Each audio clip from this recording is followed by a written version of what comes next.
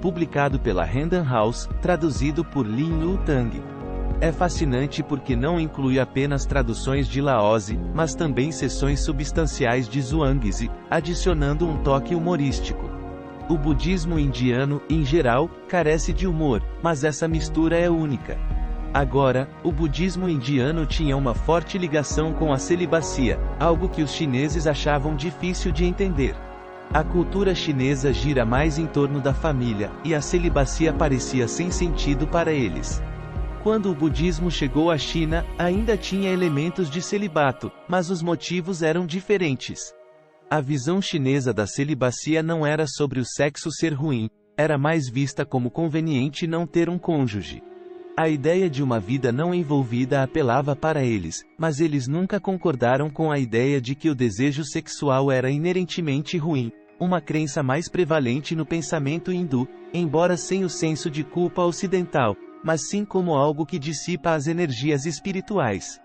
No yoga, há essa ideia de Kundalini, uma energia psíquica como uma serpente na base da coluna.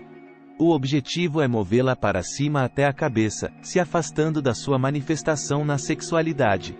Isso é feito para elevar a energia a um nível mais alto. A abordagem chinesa é diferente. Eles não veem a energia sexual como uma dissipação. Pelo contrário, eles querem viver uma vida budista enquanto permanecem ativos no mundo. Eles desejam ser como um rei por fora, gerenciando assuntos práticos na vida cotidiana, e um sábio por dentro, permanecendo despertos. Trata-se de estar totalmente envolvido no mundo, mas também ter um espaço interior, isolado e sereno, como viver no topo de uma montanha, escondido entre as nuvens. O Zen chinês é uma mistura única de budismo indiano, daoísmo chinês e um pouco de praticidade do confucionismo. As raízes do Zen remontam aos discípulos de Kumarajiva, que mesclaram o budismo com visões daoístas e lançaram as bases para o Zen.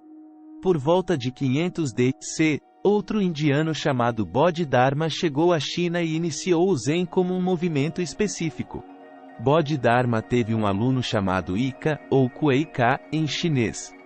Quando Ika se aproximou de Bodhidharma, foi rejeitado, uma prática comum entre os mestres do Zen para testar a determinação.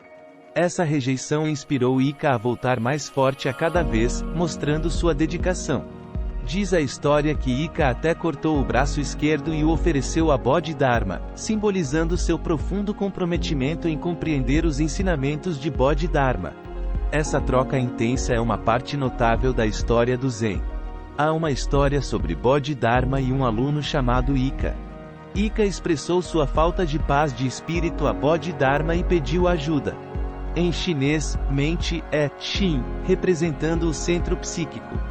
Bodhidharma disse a Ika para trazer seu Shin, e quando Ika não conseguiu encontrá-lo, Bodhidharma disse, então está pacificado. Esse momento de realização é chamado de Satori em japonês, Wu em chinês. Agora, Zen se traduz para Jnana em sânscrito. É desafiador traduzir precisamente, mas significa um certo estado de consciência, não apenas meditação ou contemplação. Trata-se mais da presença total da mente.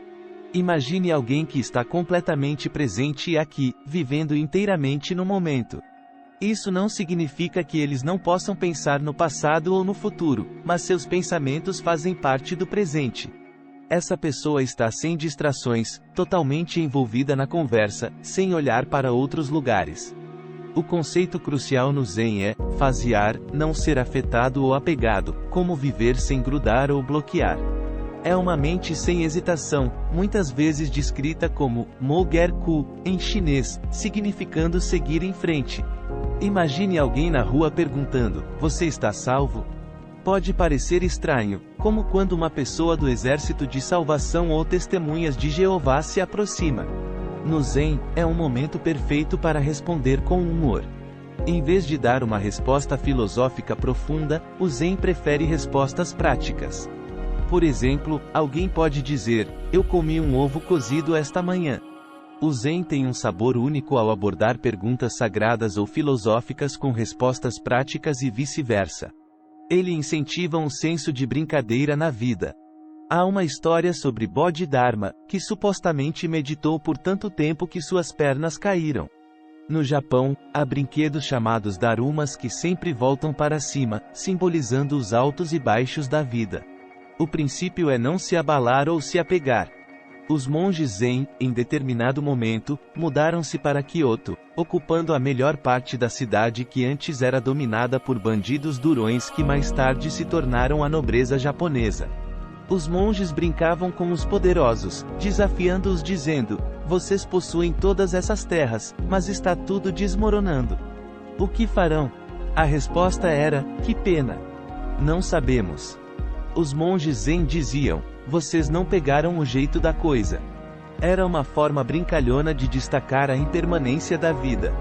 Esses monges Zen eram conhecidos por não se intimidarem facilmente. As pessoas tentavam vários truques para assustá-los, mas os monges eram melhores em lidar com isso. Por exemplo, se alguém dizia: não tenho medo de você, você pode fazer qualquer coisa, os monges respondiam: mas se eu for e te matar, nunca vou descobrir se você tinha medo.